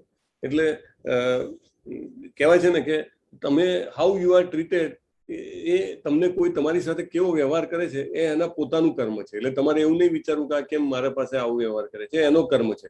પણ એના આપણા સાથેના વ્યવહારથી આપણે કેવું એને રિએક્ટ કરીએ છીએ એ આપણું કર્મ બને છે, રાઈટ? પછી આપણે નક્કી કરવાનું છે કે મારે કેવું કર્મ બનાવવું છે. તો ઘણીવાર આપણે વિચારતા હોય છે કે સારા લોકો સાથે ખરાબ કેમ થાય છે? Every action has its own reaction. Yes, boomerang કહેવાય. યસ, અશોક યાજ્ઞિક પ્રભુ, થેન્ક યુ વેરી મચ. અને બુમરેંગ કહેવાય. I miss the word. So it's a boomerang. તો બુમરેંગ ફેંકીએ તો પાછું આપણી પાસે આવે. ઇવન અખબારમાં આપણે કોલમમાં વાંચતા હોઈએ તો કે એમને આવો પ્રોપાગન્ડા કર્યો પણ અલ્ટિમેટલી બુમરેંગ થઈ ગયો. બુમરેંગ થઈ ગયો એટલે લોકોને સેલ ના કરી શક્યા. ઇટ કેમ બેક ટુ હિમ. તો સારા લોકો સાથે ખરાબ વસ્તુઓ કેમ થાય છે? શું કારણ છે? તમારામાંથી કોણ કહેશે? ફટાફટ બોલવાનું. હા, આપણે હજી થોડીક સ્લાઇડ લેવાની છે. આજે સ્લાઇડ ઓછી છે ઇનફેક્ટ, છતાં પણ ખરાબ લોકો સાથે સારા લોકો સાથે ખરાબ કેમ થાય છે? જે આપણે આગળની લલિતકુમાર પ્રભુ, યસ બોલો. હરે કૃષ્ણ. જે આપણે આગળની સ્લાઇડમાં જોયું કર્મનો સિદ્ધાંત, જે અગાઉના કર્મો પણ ક્યાંક ને ક્યાંક આપણને અસર કરતા હોય છે. બરાબર છે. લલિતકુમાર પ્રભુ, તમારી પાસે બીજો કઈ? સર એ જ જવાબ છે, આગલા કર્મો ભોગવવાના. ઓકે, તો આપણે પથ્થર જેવા થઈ જવું જોઈએ કે મારા કુટુંબમાં અથવા તો મારા એક ખાસ મિત્રને જબરજસ્ત, જેને કહેવાય કે કોરોનામાં ફસાઈ ગયો અથવા તો એને ફાઇનાન્શિયલી બહુ મોટો લોસ થઈ ગયો, તો આપણે એવું વિચારવું જોઈએ ને કે આ તો એના જૂના કર્મોનો અસર છે. બરાબર? આપણે રસ્તામાં જતા હોઈએ ને કોઈ જણ બિચારો એક્સિડન્ટ થયેલો આમ પડ્યો હોય બાજુમાં, અને તમે એમ વિચારો આ તો એના કર્મ છે, તો એ બરાબર છે આપણું ડિસિઝન? હરે કૃષ્ણ. હરે કૃષ્ણ. મારાથી શું સારું કર્મ થઈ શકે છે મારે વિચારવાનું છે. એક મિનિટ. યસ, આશીષ, અમિત પ્રભુ, તમે હું તમને કહું ને ત્યારે તમે અનમ્યુટ કરજો. We also want to involve others. Yes Ashish પ્રભુ, હરે કૃષ્ણ. હરે કૃષ્ણ ધર્મેશભાઈ. આપણે આપણા કર્મ કરવાના છે અને જે કીધું સારા લોકો સાથે ખરાબ કેમ થાય, તો એ સંજોગો હતા, એ નિયતિ હતી. એ જેમ એમના પાછલા જન્મના કર્મ, ભલે આ જન્મમાં એ સારા હતા પણ ગયા જન્મમાં કદાચ એમને ખરાબ કર્મ કર્યા હશે, તો જેના કારણે આ જન્મમાં એમને ભોગવવું પડ્યું. કોઈ 21 વર્ષનો છોકરો સ્પ્લેન્ડર બાઇક લઈને જતો હોય, હાઈવે પર એક્સિડન્ટ થાય, ટ્રકની નીચે આવી જાય, મરી જાય, તો આપણને તો એ બિચારા તો હજી દુનિયા બી નથી જોઈ, કેમ આટલી જલ્દી જતો રહ્યો? તો મે બી એના કઈ કર્મો હતા એવા કે એનું અલ્પાયુષ્ય હતું, તો એને આપણે નિયતિ માનીને ચલાવી લેવું જોઈએ. પણ હવે આમાં આપણો રોલ શું છે કે ધારો કે આપણે જોઈએ રસ્તા પર કોઈક આવી રીતે એક્સિડન્ટ થઈને પડેલું છે, તો આપણે આપણા સદગુણો નથી છોડવાના. આપણે સૌથી પહેલા 108 ડાયલ કરીને હું જે પોઈન્ટ ઉપર લઈ જવા માંગુ છું એ પોઈન્ટ એ છે કે સદગુણ કરતા પણ ઇમ્પોર્ટન્ટ પોઈન્ટ છે કે આપણે આપણું કર્મ પણ બાંધવાનું છે. એટલે આપણે આપણી ભાવના ન બતાવીએ તો આપણું કર્મ જે છે એ ખોટું બંધાય છે. કે આપણી પાસે કોઈ મદદ માટે આવ્યું અથવા મદદ માટે ના આવ્યું, પણ આપણે કોઈને જોઈએ ખરાબ સિચ્યુએશનમાં છે અને આપણે કંઈ ના કરીએ તો આપણે આપણા કર્મથી વિમુખ થયા છીએ. એટલે અર્જુન જેવી રીતે લડવાથી ભાગી ગયો એમ આપણે ભાગી ગયા ગણાઈએ. So that is not correct. બીજી વાત, એક બહુ જ ઇમ્પોર્ટન્ટ વાત, કે ગીતાનું જ્ઞાન જાણ્યા પછી એનો મિસયુઝ કરવા વાળી જે જનસંખ્યા છે ને બહુ મોટી છે. એટલે કે ભાઈ કોઈને પણ કંઈ થતું હોય તો કે એના કર્મો એવા હશે, એવું નહીં. જ્ઞાન મેળવવાથી પથ્થર દિલ નથી બનવાનું. જ્ઞાન મેળવ્યા પછી એ ઘણા લોકોનો અનુભવ છે કે એ લોકો હાર્ડ હાર્ટેડ થઈ જાય છે. હાર્ડ હાર્ટેડ એટલે કે એને બીજાની ભાવના કે વેદના સમજમાં ના આવે, એ નથી સમજવાનું, બરાબર? એટલે એનો મિસયુઝ નથી કરવાનો. મેઇન ઇમ્પોર્ટન્ટ પોઈન્ટ છે કે કોઈ કારણ ન મળતું હોય તો એનું કારણ આપણા પૂર્વજન્મ સાથે હોય. અચાનક કોઈને કેન્સર થઈ જાય છે, અચાનક કોઈને સ્કિન ડિસીઝ થઈ જાય છે, અચાનક કોઈને હાર્ટ એટેક આવી જાય છે, તો ધેર આર સમ કર્માસ, રાઈટ? કંઈક નું કંઈક એનો કર્મ હોય. આ જન્મનું હોય, પૂર્વજન્મનું, મારા ગયા જન્મનું હોય, કદાચ મારી 84 લાખ યોનિમાં હું કયા કયા શરીરમાં હતો ને ત્યારે મેં શું કાર્ય કર્યું હશે, એના શું કર્મો મારે ભોગવવાના છે એ મને પોતાને તો ખબર ના હોય ને. દાખલા તરીકે આપણે થિયેટરમાં અથવા તો કોઈ મૂવીનું જેને કહેવાય રેકોર્ડિંગ ચાલતું હોય તો હીરો હિરોઈનને એનો એન્ડ ખબર ના હોય. બાહુબલીનો મૂવી બનાવતા હતા તો એવું કે એના 3 અલગ અલગ એન્ડ બનાવ્યા હતા. એટલે ડાયરેક્ટર સિવાય કોઈને ખબર જ ના હોય કે એન્ડ શું આવવાનો છે. એટલું બધું એને સિક્રેટ રાખવામાં આવે. એટલે કલાકાર છે આવીને ખાલી કલા કરીને જતો રહે, કે એને જે એક્ટિંગ કરવાની હોય એક્ટિંગ કરીને જતો રહે. આપણે બધા અહીંયા આગળ એવી રીતે છીએ. આપણને ખબર નથી કે આપણા જે જીવનનું કલ્મિનેશન ફાઇનલી શેમાં થવાનું છે, રાઈટ? But we work. આપણે પેલું પિક્ચરમાં હોય ઘણી વાર ઇન્ટરવલ પછી ગયા હોઈએ તો આપણને ખબર ના પડે કે આ હીરો પેલા વિલનની પાછળ કેમ ભાગી રહ્યો છે, રાઈટ? અથવા તો વિલન હીરોની પાછળ કેમ ભાગી રહ્યો છે, કારણ કે આપણને બેકગ્રાઉન્ડ ખબર નથી હોતી. એવી જ રીતે આપણે જયારે જીવનમાં બહાર આવે, આપણે ગઈકાલે બર્થ અગેન ડેથ અગેન વાળું જે ક્લિપ જોયું હતું, જેને પણ ના જોયું હોય એને વોટ્સએપ ચેટમાં દીપલ માતાજીએ સર્ક્યુલેટ કરેલું છે, જરૂર જોજો. તો જ્યારે જન્મ થાય ત્યારે આપણને બધું જ ભૂલાઈ જાય છે, કારણ કે જન્મની વેદના એટલી બધી હોય છે અને માયા આપણા ઉપર આવૃત થઈ જાય છે. પણ all those things are our karma of past life. તો સારા લોકો સાથે ખરાબ કેમ થાય? બાંબુનું એક ઉદાહરણ છે. બાંબુ એટલે વાંસ. વાંસ આપણે જે માંડવા મંડપ માટે વપરાય ને, એ વાંસ એવું કે છે કે લગભગ 2.5 વર્ષ સુધી એનો જે ખેતી કરતા હોય એને કશું દેખાય જ નહીં. એટલે જમીનમાં એના મૂળિયા જ ફેલાતા રહે. એ પાણી નાખે, એનું સંભાળ રાખે, બધું કરે, અને પછી 5 થી 6 અઠવાડિયામાં એ 200 ફૂટ જેટલું ઊંચું થઈ જતું હોય છે. એટલે આપણા કર્મોનું પણ આવું છે. આપણને લાગે કે કંઈક ખોટું થતું નથી, ચાલ ને કંઈક ખોટું કરી લેવા દે ને, મને તો કંઈ ઇમિડિયેટલી ઇફેક્ટ થતી નથી. મોટા ભાગના આપણા બધાનો આ માઇન્ડસેટ હોય છે. પણ એ જે છે નીચે મૂળિયા ફેલાવતા રહ્યો છે, ને ક્યારે બહાર આવશે ફક દઈને એ ખબર પડે નહીં. જેવી રીતે આ બીજ છે, બીજમાંથી ધીમે ધીમે અંકુરણ થાય, અંકુરણ થઈને નાનું પુષ્પ જે અથવા તો પાંદડી છે જે નીકળે, જેવી રીતે ગુલાબ છે કે એ જે છે એ ફટાક દઈને નીકળી જાય. પણ બાંબુ હોય તો બાંબુને નીકળતા બહુ વાર લાગે. એટલે અમુક કર્મો એવા હોય કે જે સુસુપ્ત હોય અને હજી બી એને ફ્રુક્ટિફાય ના થયા હોય, રાઈટ? પણ અમુક કર્મો એવા હોય કે જે તરત આપણે આગમાં હાથ નાખીએ અથવા પડી જાય ભૂલથી તો તરત જ દાજી જઈએ. એમાં 1 સેકન્ડ બી એવું ના લાગે કે આ કર્મ કર્યું તેનો આપણને 6 મહિના પછી આઉટપુટ આવશે, એવું નહીં. પણ અમુક કર્મ એવા હોય કે જે આપણને અનેક જન્મો પછી અથવા તો આ જ જન્મમાં અનેક વર્ષો પછી એનું ફળ મળતું હોય છે. તો ફર્ધર આમાં કે છે just a moment.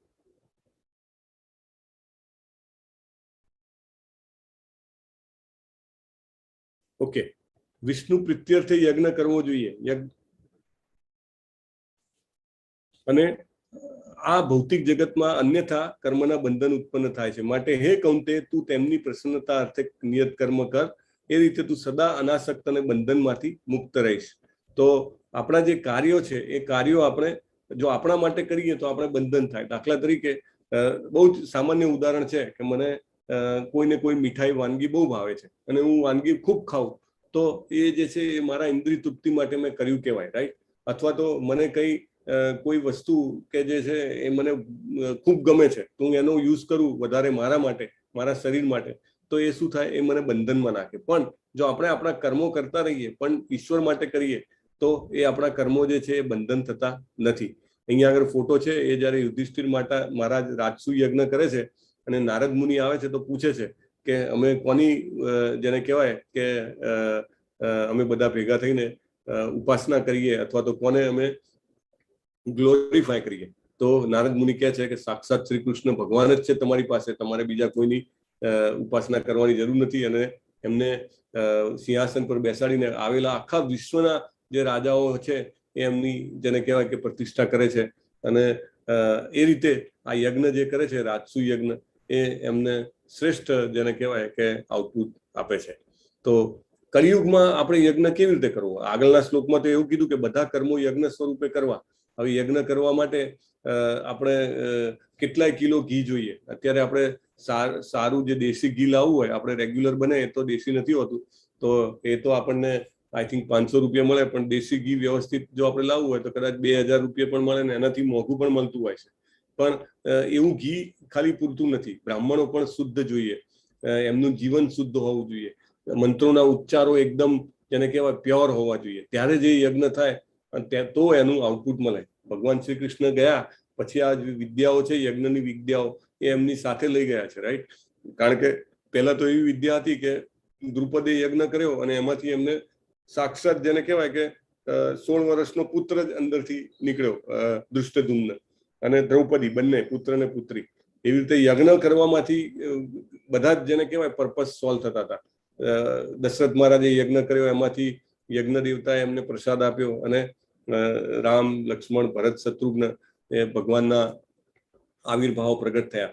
તો યજ્ઞના એટલી એની મહત્તા હતી, રાઈટ? સત્યયુગ ને એ બધા સમયમાં. તો આપણે અત્યારે એ જ્ઞાન એટલું બધું અવેલેબલ નથી.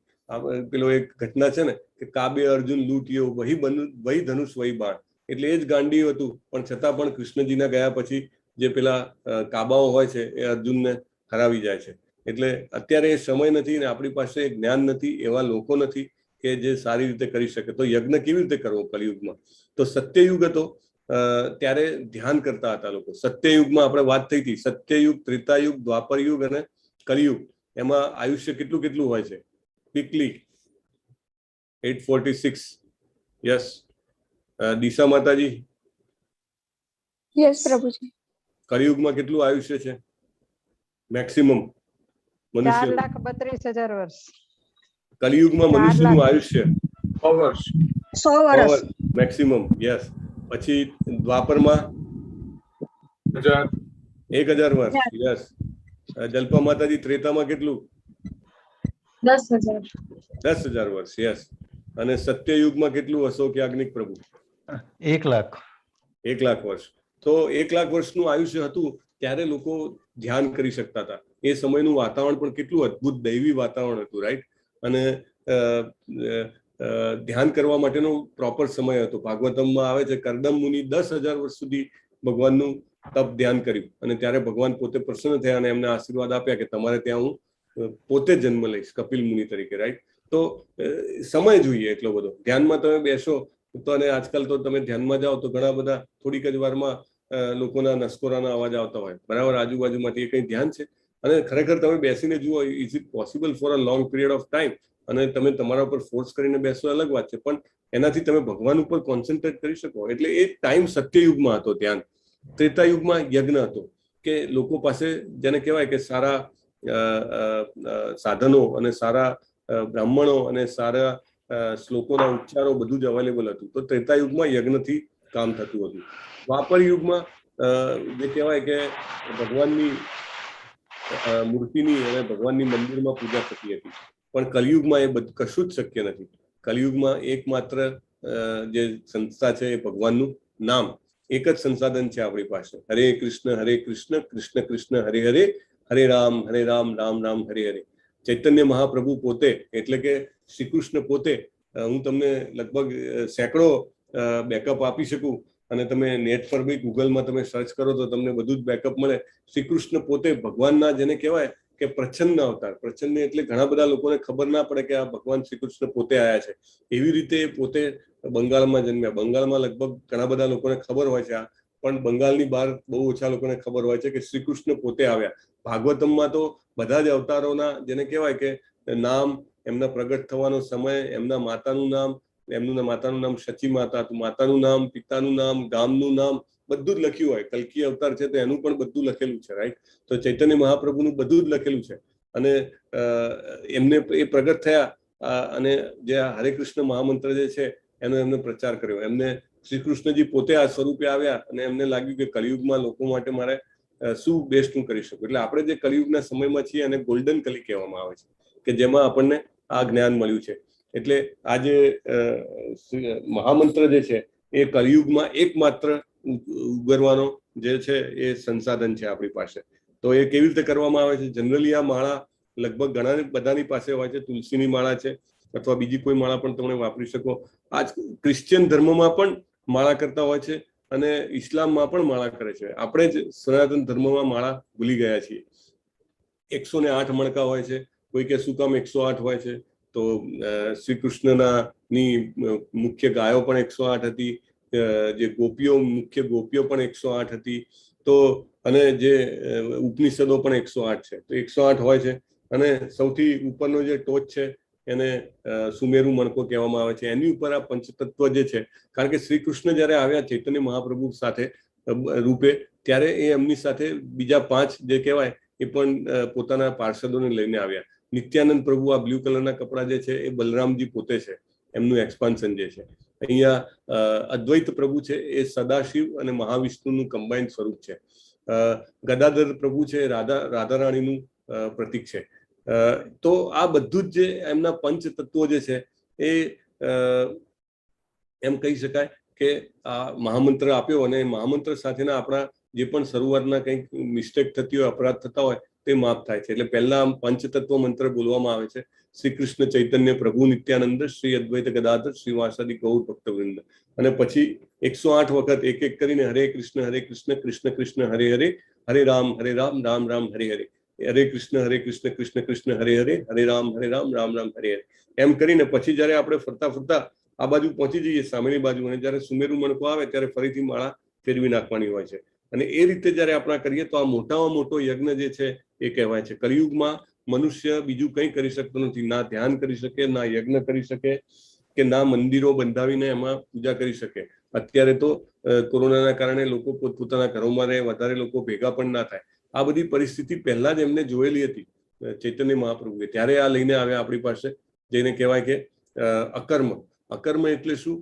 કે એ કર્મ કરવાથી આપણા જે પાપ કર્મ અથવા તો જે આપણા વિકર્મ છે એ મૂળિયામાંથી નીકળી જાય. આપણે ઘરમાં કોઈ ઝાડ હોય કે છોડ હોય, એને ખાલી થડ કાપી નાખીએ કે એની ડાળી કાપી નાખીએ તો એ કંઈ ઉગવાનો બંધ થવાનો છે? એ તો પાછો એમની એમ જ સટાસટ આગળ ઉગશે. પણ એને મૂળિયામાંથી ઉખાડી લઈએ તો એ આપણને ફળ આપે નહીં. તો આપણા જે વિકર્મો છે એના ફળમાંથી મુક્તિ શેનાથી મળે? માત્ર ને માત્ર હરે કૃષ્ણ મહામંત્રના જપથી.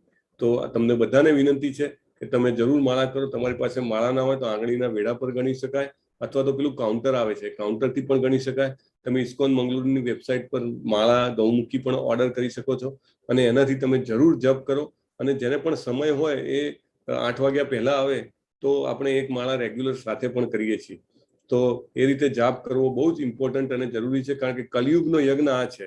યજ્ઞ કરવા સિવાય જીવવું નહીં, એવું બહુ જ ક્લિયરલી આગળના શ્લોકમાં આપણે સમજ્યા, માટે વાત કરીએ છીએ. ભગવાન ચૈતન્ય મહાપ્રભુ સ્વયં કૃષ્ણ છે અને લગભગ 500 વર્ષ પહેલા આવ્યા, અત્યારે કલિયુગમાં આવ્યા. બરાબર? કલિયુગને કેટલા વર્ષ થયા? હરે કૃષ્ણ. તેજસ પ્રભુ 5000. કળિયુગને કેટલા વર્ષ થયા? 5000. 5000 વર્ષ થયા. બહુ સરસ પરેશ પ્રભુ. ઓકે, સો 5000 વર્ષ થયા, કારણ કે ભગવદ ગીતા 5000 વર્ષ પહેલા ભગવાને કીધી હતી. યસ. યુગ હતો, સો અરાઉન્ડ 5000 યર્સ. તો કળિયુગમાં એ પોતે ફરીથી આવ્યા અને આપણને આ જ્ઞાન આપ્યું છે. તો આ જે છે જ્ઞાન એ ઘરે ઘરમાં આપણે કરી શકીએ છીએ. આપણે એકલા જપ પણ કરી શકીએ છીએ, સાથે ઘરના લોકો બેસીને રોજે 5-10 મિનિટ કીર્તન પણ કરી શકીએ છીએ, રાઈટ. પછી શેરીઓમાં પણ સંકીર્તન ચાલતું હોય અને એકલા હોઈએ ત્યારે તો બેસ્ટ, સવારના સમય મળે તો જરૂર આપણે માળા કરવી જોઈએ. અને ફેમિલી વાળા સાથે બેસીને પણ કરી શકે. નારદી પુરાણમાં કીધું છે, હરે નામ હરે નામ એવ કેવલમ કલૌ નાસ્તેવ નાસ્તેવ નાસ્તેવ ગતિરન્યથા. કળિયુગમાં 3 વાર કીધું, હરિનામ હરિનામ હરિનામ દ્વારા જ મોક્ષ પ્રાપ્ત કરી શકાય. હરિનામ સિવાય કળિયુગમાં મોક્ષનો બીજો કોઈ રસ્તો નથી. 3 વાર બોલ્યા, બીજો કોઈ રસ્તો નથી, બીજો કોઈ રસ્તો નથી. So that is the most important point. Excuse me. Okay. યજ્ઞ શિષ્ટાસીન સંતો મુચ્યંતે સર્વ કલ્બસે બુજ્યતે તે ત્વગમ પાપા હે પચંત્યાત્મ કારણાત. ભગવાનના ભક્તો સર્વ પ્રકારના પાપમાંથી મુક્ત થઈ જાય છે, કારણ કે તેઓ ભગવાનને અર્પિત કરેલું ભોજન જ લે છે. અન્ય લોકો પોતાના ઇન્દ્રિય સુખ માટે ભોજન બનાવે તે નક્કી પાપ ખાય છે.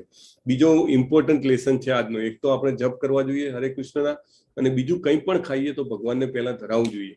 આપણે ઘરમાં જો એવી વસ્તુઓ બનાવતા હોઈએ કે જે ન ધરાવી શકાય, તો અલગથી ભગવાનને એક તુલસી દળ ધરાવી શકાય, કે દૂધ ધરાવી શકાય, કે ફળ ધરાવી શકાય, સૂકો મેવો ધરાવી શકાય, કાંઈ પણ ભગવાનને જરૂર રોજે આપણે ધરાવવું જોઈએ. ભગવાનને ધરાવેલું આપણે કાંઈ પણ ગ્રહણ કરીએ તો આપણી સુકૃતિ વધતી જાય અને એનાથી આપણે પાપથી મુક્ત થઈ જઈએ છીએ. નહીં તો ખાલી આપણે આપણા જીભના સ્વાદ માટે બનાવીએ અને ખાવીએ તો અહીંયા બહુ જ ક્લિયરલી કીધેલું છે કે ભુજ્ય તે ત્વગમ પાપા. પાપ છે. આપણને એવું લાગે ખાવામાં શું પાપ છે, મને જ ભગવાને ઉદર આપ્યું છે, પેટ આપ્યું છે, એમાં ભૂખ પણ ભગવાન લગાડે છે અને પછી હું ખાઉં તો મને પાપ થોડું લાગે. પણ એ વસ્તુ બનાવવામાં, દાખલા તરીકે શાકભાજી ઉગાડવામાં કે ઘઉં કે ચોખા ઉગાડવામાં ઘણા બધા જીવજંતુઓની હત્યા થઈ હોય, રાઈટ, આપણને ખબર ના હોય. અને પછી હવે આપણે જ્યારે એને રાંધીએ ત્યારે પણ ઘણા બધા જીવાણુઓની હત્યા થાય. અને આપણે જો એ ભગવાનને ધરાયા વગર ખાઈએ તો સ્વાભાવિક છે કે આપણને એ બધાનું પાપ લાગે. એટલે અહીંયા આગળ એનો રસ્તો બતાવેલો છે કે જે આપણે ભગવાનને ધરાઈને ખાઈએ, કાંઈ પણ બનાવો તમે ઘરમાં, એટલીસ્ટ આપણા ઘરમાં એક ફોટો હોય ભગવાનનો, તમારા રૂમ અલગ ના હોય તો એક ખૂણામાં, અને ત્યાં આગળ ભગવાનને સરસ, ભગવાન તો શું ભાવના ભૂખ્યા છે, એમને તમે એને 56 ભોગ ધરાવો કે તમે એક વસ્તુ ધરાવો, પણ ધીરે ધીરે શરૂઆત કરવાની છે. આપણો સંબંધ તો છે જ એમની પાસે, એ સંબંધને પાછો રીએસ્ટાબ્લિશ કરવાનો છે આપણે, અને એના માટે તમે જે બી ખાતા હોય એ ધરાવવું બહુ જ જરૂરી છે. So many messages. Okay, we will discuss separately. તો તમારા બધાને મારી વિનંતી છે કે તમારા ઘરમાં સિસ્ટમ ના હોય તો સિસ્ટમ જરૂર ચાલુ કરો. ભગવાન આગળ કહેશે આપણને પત્રમ પુષ્પમ ફલમ તોયમ યોમે ભક્ત્યા પ્રયચ્છતિ. એટલે ભગવાનને આ 4 વસ્તુ જેને કહેવાય કે ભગવાન કહે છે મારે પ્રિય છે. પત્ર એટલે પાંદડા, પુષ્પ એટલે ફૂલ, ફલમ ફળ ધરાવી શકાય, તોયમ એટલે જળ અથવા દૂધ. તમે એ ધરાવી શકો છો, સ્વાભાવિક છે, રાઈટ. તો એ, અને ક્યારેક ઘરમાં તમે મીઠાઈ બનાવી હોય તો બનાવીને પહેલી ભગવાનને ધરાવો, પછી તમે જમો. તો આ જે છે આ સિસ્ટમ ચાલુ કરવાથી ધીમે ધીમે આપણું પ્યોરિફિકેશન થાય છે, અને એ પ્યોરિફિકેશનને કારણે આપણા બધા પાપ છે ધોવાઈ જાય છે. અન્નાદ ભવંતિ ભૂતાની પર્જન્યાદન્ન સંભવ યજ્ઞાત ભવતી પર્જન્યો યજ્ઞ કર્મ સમુદ્ભવમ. એટલે પ્રાણીઓ અન્ન ખાઈને પોષણ પામે, અન્નથી અન્ન જે છે વરસાદથી ઉત્પન્ન થાય, વરસાદ યજ્ઞ કરવાથી થાય, અને યજ્ઞ છે નિયત કર્મ કરવાથી થાય છે. તો એનું જે આ ચક્ર છે એ ચક્ર સમજાયું છે કે વેદોમાં બતાવેલું છે કે યજ્ઞ કેવી રીતે થાય, અને યજ્ઞો કરીએ તો વરસાદ થાય. લોકો એવું કે ના એમને પણ વરસાદ તો થાય છે ને, તો જ્યારે અકાળ પડે છે, દુકાળ પડે છે ત્યારે કેવી રીતે પડે છે, રાઈટ. એ વખતે પણ સમુદ્રમાંથી બાષ્પીભવન તો થતું જ હોય છે, છતાં પણ એ વખતે વરસાદ નથી આવતો. એટલે it's a very authorize spiritual process. અને વરસાદ પડે છે ત્યારે આ ધન ધાન્ય થાય છે. એ પાછું આ બધું જ ભગવાન પાસેથી જ આવ્યું, તો પાછું ભગવાનને ધરાઈને ખાઈએ તેના પાપમાંથી આપણે મુક્ત થઈએ. શ્રી કૃષ્ણજીએ જ્યારે 7 વર્ષના હતા ત્યારે ડાબા હાથની ટચલી આંગળી આખો ગોવર્ધન પર્વત ઉપાડ્યો અને કીધું કે ઇન્દ્ર જે છે એ વરસાદનો અધિષ્ઠાતા દેવ નથી. એટલે એમને કીધું દેવી દેવતાઓને પૂજવા કરતા હું જે કહું છું એ પ્રમાણે પૂજા કરો તો આપણે સાચા રસ્તે પહોંચીશું. કલિયુગમાં જે એકમાત્ર યજ્ઞ છે એ હરે કૃષ્ણ મહામંત્રનો જપ છે. તસ્માત સક્ત સતતમ કાર્યમ કર્મ સમાચર અસક્તો યાચરન કર્મ પરમ આપનોતિ પુરુષ. કર્મના ફળમાં આસક્ત થયા વગર મનુષ્ય પોતાનું કર્તવ્ય સમજીને નિરંતર કર્મ કરતા રહેવું જોઈએ.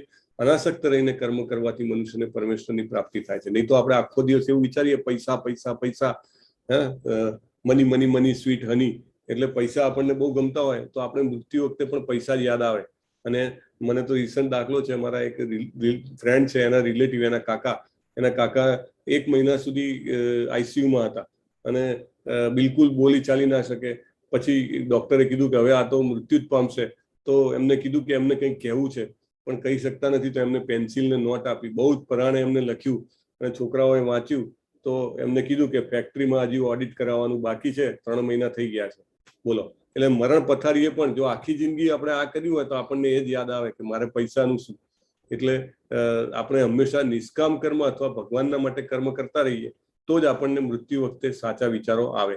યદ યદ આચરતી શ્રેષ્ઠ તત્તદ દેવેતરોજન સ યદ પ્રમાણમ કુરુતે લોકસ તદનુવર્તતે. ભગવાન અર્જુનને કહે છે તું ભાગી જઈશ તો તું તો સમાજમાં બહુ પ્રતિષ્ઠાવાન છે. આપણે 5000 વર્ષ પછી અર્જુનને યાદ કરીએ છીએ. ધેટ મીન્સ એની એ વખતે તો કેટલી પ્રતિષ્ઠા હશે. તો કે તું જો ભાગી જઈશ તો બધા ભાગી જશે. વિદ્યાર્થીઓ વિચારશે કે કાલે પરીક્ષા છે, ચાલો હવે ભાગી જઈએ. અને આપણા ઘરમાં આપણે બધા નેતા છીએ. તમે કોઈ માતા પિતા હો તો તમારા પુત્રો કે પુત્રીઓ તમને જોઈને તમારું અનુકરણ કરે, રાઈટ? દાદા દાદી હો તો એ પ્રમાણે. તો એવી રીતે દરેક જણ જે છે એ એક નેતા છે, એટલે મહાપુરુષ છે. તો આપણે એવું કામ કરવું જોઈએ કે જેથી બીજાને જે કહેવાય કે એક ગાઈડન્સ મળે. ન બુદ્ધિ ભેદમ જનયેદ જ્ઞાનામ કર્મ સંગીનામ જો સેયત સર્વ કર્માણી વિદ્વાન યુક્ત સમાચરણ. એટલે વિદ્વાન મનુષ્યોએ સકામ કર્મોમાં આસક્ત એવા અજ્ઞાની લોકોના મનને વિચલિત કરવા જોઈએ નહીં. તેમને કર્મનો ત્યાગ કરવા માટે પ્રોત્સાહન આપવું જોઈએ નહીં. ઘણા લોકો જે છે એ કહેતા હોય કે તારું તો કામ બહુ ખરાબ છે, તારા કામમાં બહુ ખામીઓ છે, બહુ પાપ છે, તારા કામમાં આ પ્રોબ્લેમ છે, પેલો પ્રોબ્લેમ છે, તું કામ છોડી દે. પણ એવી આપણે કોઈને પ્રેરણા આપવી જોઈએ નહીં. ભગવાન પોતે કહે છે કે એને બને તો ભક્તિભાવપૂર્વક કર્મમાં વ્યસ્ત રહેવા પ્રેરણા આપવી, પણ એવું કહેવું નહીં કે તું તારું કામ છોડી દે. પ્રકૃતે ક્રિયમાણાની ગુણૈ સર્વાણી કર્માણી સર્વસ અહંકાર વિમુદાત્મા કરતા અહમિતિ મત્યતે. આ આગળ આપણે 14મા અધ્યાયમાં બહુ ડિટેલમાં જોઈશું. આપણે મિથ્યાભિમાની હોઈએ છીએ, આપણને એવું લાગે મેં આ કર્યું, હું પેલાને હરાવી દઈશ અથવા તો હું આ જીતી લઈશ. પણ એકચ્યુઅલી આ જે છે પ્રકૃતિના 3 ગુણો આપણને કરાવતા હોય છે. અર્જુન વાચ અથ કેન પ્રયુક્તોયમ પાપમ ચરતિ પુરુષ અનિચ્છન્નપી વાર્ષ્ણેય બલાદિવ નિયોજસી. અર્જુન પૂછે છે કે મને એવું લાગે છે કે મારે ખરાબ કામ નથી કરવું હોતું છતાં પણ મારાથી થઈ જાય છે. બલાદ એટલે કોઈ મારા જોડે બળથી કરાવતું હોય એવું લાગે છે. એવું કેમ છે? ભગવાન એને જવાબ આપે છે કે ધૂમેનાવ્રિયતે વની યથા દર્શો મલેન ચ યથોલ બેનાવૃતો ગર્ભ તથા તેને આવૃતમ. એટલે 3 પ્રકારના જે લાઈક અગ્નિ છે, અગ્નિની ઉપર ધુમાડો હોય છે, તો એને મનુષ્ય સાથે કલ્પેલો છે કે ધુમાડો થોડો હટે એટલે તરત ચેતના દેખાય. આપણે જેમ હરે કૃષ્ણના જપ કરતા જઈએ એમ આપણી પવિત્રતા વધતી જાય અને ઓટોમેટિકલી આપણને અંદર આત્મા અને પરમાત્માનો અહેસાસ થાય. પણ દાખલા તરીકે જે આ બતાવ્યું છે કે એક અરીસા ઉપર ધૂળ હોય, બહુ જ વર્ષોની ધૂળ જામેલી હોય તો એમાં સાચું પ્રતિબિંબ આવે નહીં, અને પ્રાણીઓ સાથે સરખાવેલું છે. અને ત્રીજું છે કે ગર્ભમાં રહેલું બાળક હોય ગમે તેટલું ચાહે તો એ હલી ના શકે, એને ગર્ભમાં જ રહેવું પડે. એવી રીતે વનસ્પતિ જે છે એને એકની એક જગ્યાએ જ રહેવું પડે છે. એટલે આ 3 આત્મા અલગ અલગ શરીરોમાં હોય છે તો એનાથી એ બંધાયેલો હોય છે. તસ્માત ઇન્દ્રિય અન્યાદૌ નિયમ્ય ભરતર્ષભ પાપમાનમ પ્રજહીયેનમ જ્ઞાન વિજ્ઞાન નાશનમ. એટલે ઇન્દ્રિયો, મન અને બુદ્ધિ એ કામના નિવાસ સ્થાન છે, ભગવાન કહે છે. અને તેમના દ્વારા આ કામ જીવાત્માના વાસ્તવિક જ્ઞાનને ઢાંકી દે છે અને મોહિત કરે છે. એટલે બાળપણથી જ જો ભગવાનની ભક્તિ કરવાનું, હરિનામ લેવાનું કેળવણી આપી હોય તો એ આમાંથી બચી શકે છે. તો 4 યુગમાં આજનું રિકેપ જે છે એ શું છે? 4 યુગમાં કયા કયા કર્મો કરવા પડે? સત્યયુગ હોય તો ધ્યાન, ત્રેતા હોય તો યજ્ઞ, કલયુગ હોય તો દ્વાપર યુગ હોય તો મંદિરની પૂજા, ભગવાનની પ્રતિષ્ઠા કરીને, અને કળયુગમાં હરિનામ સંકીર્તન. ઇન્દ્રિયાણી પરાણ્યાહુર ઇન્દ્રિયેભ્ય પરમ મનસસ્તુ પરા બુદ્ધિયો બુદ્ધે પરતસ્તુત. એટલે કર્મેન્દ્રિયો એ જળ પદાર્થ કરતા ચડિયાતી, મન ઇન્દ્રિયો કરતા, બુદ્ધિ મન કરતા, અને આત્મા એ બુદ્ધિથી પણ ચડિયાતી છે. એટલે દાખલા તરીકે આપણે આ કલ્પના કરીએ તો આ ઘોડા છે એ 5 ઇન્દ્રિયો છે, બરાબર. અને ઇન્દ્રિયોને કોણ કંટ્રોલ કરે છે? એ જે એની જે લગામ છે, એ લગામ જે છે એ મન છે. લગામ કોના હાથમાં છે? તો બુદ્ધિના હાથમાં છે. એ જે આ બ્લેક કપડા વાળો જે દેખાય છે. અને આ રથમાં કોણ બેઠેલું છે? તો આત્મા બેઠેલો છે, રાઈટ. તો આ શરીર છે આપણું, રથરૂપી શરીર છે. પણ આપણે બધી ઇન્દ્રિયોને છૂટી મૂકી દઈએ તો એ ઘોડાઓ જેમ મન ફાવે એમ ચાલે. અને એ મન જે છે આપણી આ લગામ, એને કંઈ ગાંઠે નહીં. મન બુદ્ધિને ના ગાંઠે, બુદ્ધિ આત્માને ના ગાંઠે. એટલે રથ એવી રીતે ચાલે કે આત્માને દુઃખી થઈ જાય. તો આ રીતે ભગવાન કહે છે, હે અર્જુન, મનુષ્ય પોતાના ભૌતિક ઇન્દ્રિયો, મન તથા બુદ્ધિથી પર જાણીને મનને વિવેકયુક્ત આધ્યાત્મિક બુદ્ધિથી સ્થિર કરીને આધ્યાત્મિક શક્તિ વડે સદા અતૃપ્ત કે અસંતોષ રૂપી કામ શત્રુને જીતી લેવો જોઈએ. તો આજના મુખ્ય પોઈન્ટ કયા છે કે સારા કાર્યો કરશું તો સારી પ્રતિક્રિયાઓ મળશે, સ્વર્ગીય ગ્રહોમાં જવા મળશે. પાપ કાર્યો કરીએ તો નરકીય ગ્રહોમાં જવા મળે. જેવું વાવીએ એવું લણીએ છીએ. અને આપણા સુખ દુઃખ છે એ તમામ ભૂતકાળના કર્મોના કારણે છે. એટલે બિલકુલ દુઃખી થયા વગર આપણે જે છે એને સહન કરવા જોઈએ. અને આપણે કલિયુગમાં હરે કૃષ્ણ મહામંત્રનો જપ કરવો જોઈએ. એટલે પ્રભુપાદે કીધું છે કે ચેન્ટ હરે કૃષ્ણ એન્ડ બી હેપી. તો દેટ વી શુડ ડુ. તો આ સાથે આ અધ્યાય પૂરો થાય છે. અને જસ્ટ એક વસ્તુ બીજી તમને શેર કરવાની છે કે જે આમાં આવ્યું ને કે આપણને સારા કર્મો કરવાથી સારા ગ્રહોમાં જવા મળે અને ખરાબ કર્મો કરીએ તો ખરાબ ગ્રહોમાં જવું પડે. તો એ શું છે, એ વસ્તુ શું છે? તો એ તમને ક્વિકલી એક ગોલોક ચાર્ટ જે છે જે ભાગવતમ ઉપરથી બનાવવામાં આવ્યો છે એમાં હું તમને સમજાવવા માંગુ છું. અત્યારે મારી કેટલા વાગ્યા છે? It is 9:05. It will not take much time but it is important. તો આપણે સમજી લઈએ. મારી સ્ક્રીન દેખાય છે તમને? યસ. Okay, fine. સો આ જે ગોલોક ચાર્ટ છે એમાં આજે સૌથી નીચેની જે I need to zoom it. હા, okay, now it is possible. તો આ જે છે એ ગર્ભોદક સાઈ વિષ્ણુજી છે એ શેષનાગની જેમ ગર્ભોદક સાગરમાં સૂતેલા છે. અને એમના નાભી કમળમાંથી જે છે એ કમળ પ્રગટ થાય છે અને બ્રહ્માજી પ્રગટે છે. અને એ બ્રહ્માજી જે છે એ આખા વિશ્વની રચના કરે છે. એટલે ફરીથી આને હજુ વધારે હું ઝૂમ કરી શકું છું. Let me try so that હા ઇટ ઇઝ પોસિબલ. ઓકે, તો આ આપણું એક બ્રહ્માંડ છે. આપણે એક જ બ્રહ્માંડની વાત કરીએ, રાઈટ. આપણે પછી એની ઉપરથી બીજામાં જઈશું. તો એમાં આ ભૂર કરીને જે દેખાય છે એ આપણી પૃથ્વી છે. આપણે પૃથ્વી લોકમાં છીએ. 14 લોક જે છે એ આર્યા 14 લોક છે. એટલે આપણે જો સારા કર્મ જ કરીએ તો આપણને આ ઉપરના 6 લોકોમાં જવા મળે કે લાઈક સત્યલોક, તપલોક, જનલોક, મહરલોક, સ્વરલોક, ભુવરલોક અને ભૂરલોક. સત્યલોક છે એ બ્રહ્માજીનું સ્થાન છે. આખા બ્રહ્માંડમાં સૌથી ઊંચામાં ઊંચું સ્થાન બ્રહ્માજીનું સ્થાન.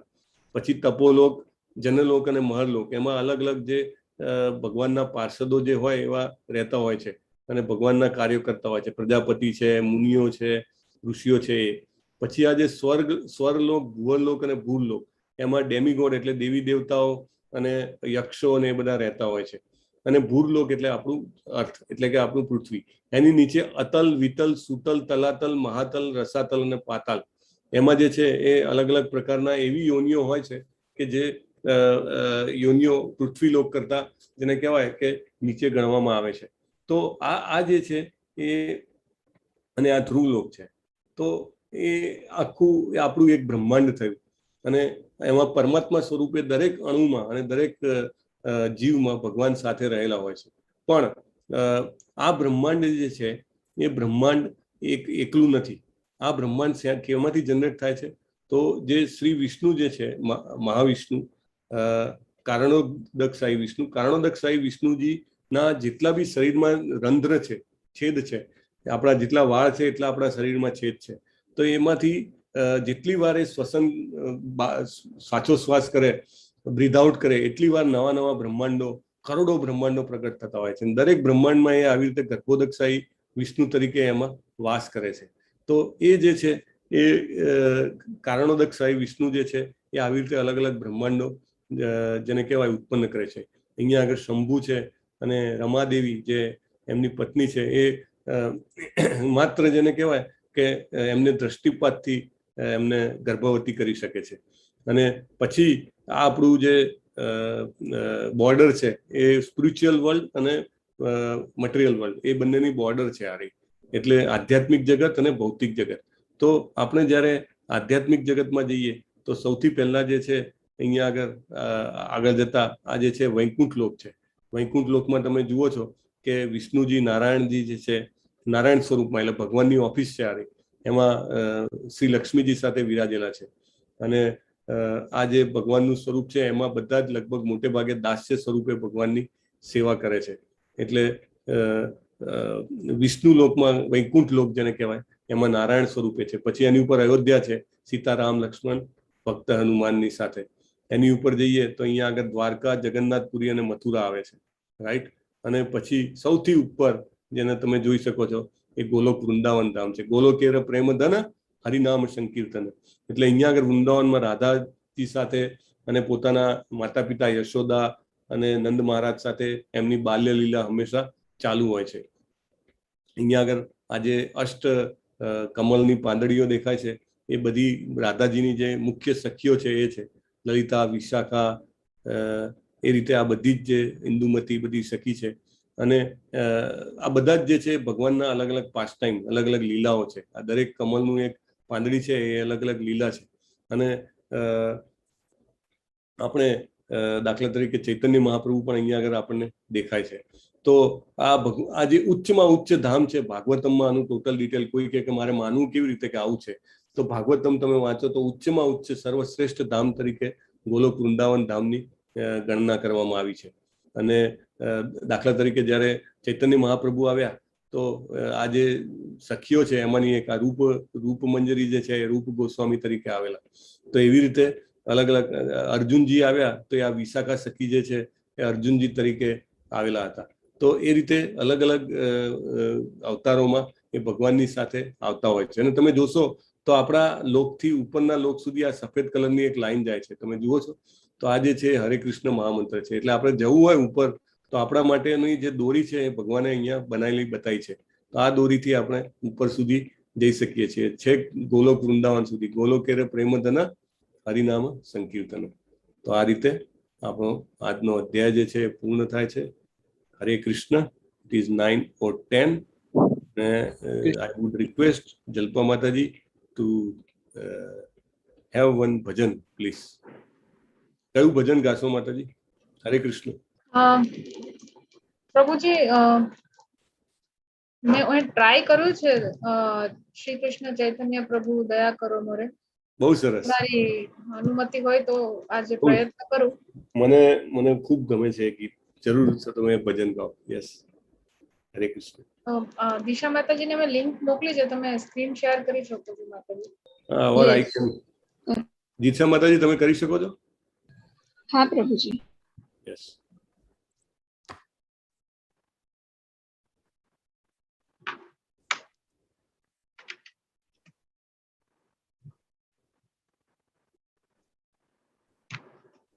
તમે સ્ટાર્ટ કરો. Meanwhile I think she will do.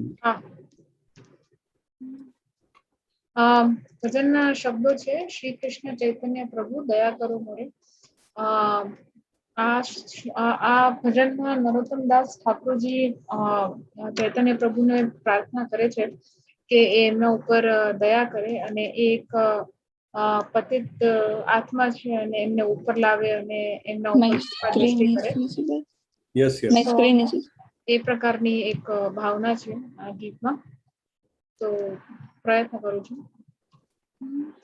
Shri Krishna ચૈતન્ય પ્રભુ દયા કરો મોરે, તુમા બિના કે દયાનું જગત સંસારે,